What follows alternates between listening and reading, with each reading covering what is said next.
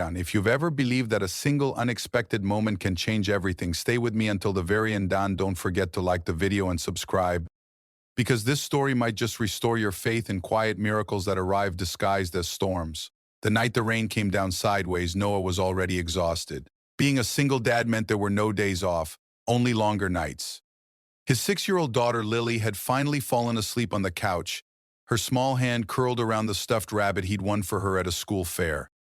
The power flickered, thunder cracked like the sky was tearing itself apart, and Noah told himself this was just another night to survive.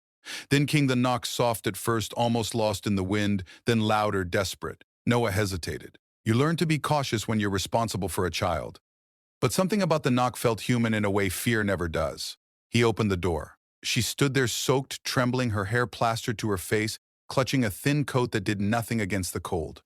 Her eyes weren't begging, but they were tired in a way that spoke of too many battles fought alone. She said her name was Claire and that her car had broken down miles away. No mention of who she was or where she came from. Noah saw the storm, the empty road, and thought of Lily sleeping behind him. He stepped aside. Come in, he said, at least until the storm passes. Inside, the house was small but warm, filled with the quiet and signs of a life rebuilt piece by piece after loss. Lily stirred and peeked at the stranger, then smiled sleepily before drifting off again. Claire watched the moment like it mattered more than anything. Noah made tea, found a dry sweater, and apologized for how ordinary everything was. Claire laughed softly, saying ordinary felt like a luxury she hadn't had in years. They sat across from each other, the storm roaring outside, the silence between them gentle instead of awkward. Over the next hours, pieces of their lives slipped out without effort. Noah spoke about losing his wife to illness, about learning how to braid hair from YouTube and pack lunches that didn't come back untouched.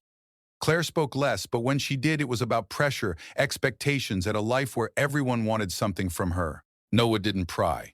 He just listened. Sometimes that's all people need. By morning, the storm had passed, leaving the world washed clean.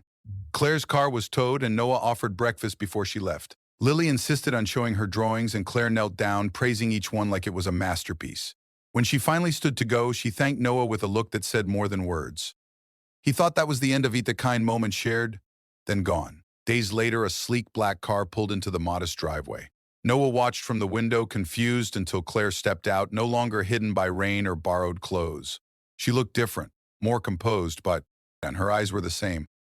She explained everything then, how she was the CEO of a company that employed thousands, how the storm had followed a breaking point she could no longer outrun.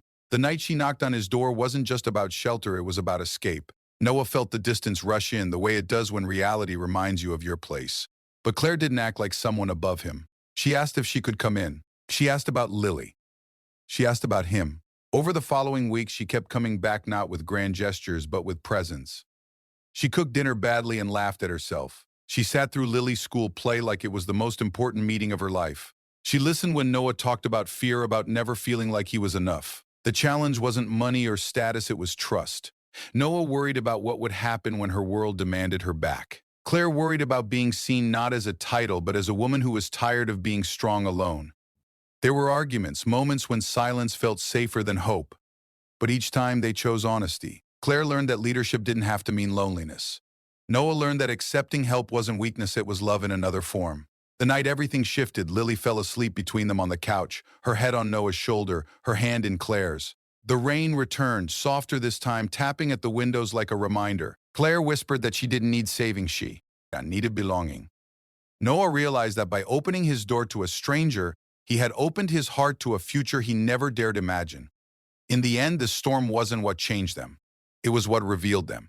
A single dad who thought he only had shelter to offer discovered he had something far greater: home. And a CEO who had everything learned that what she needed most couldn't be bought, only shared. If this story moved you, remember to like the video and subscribe to the channel.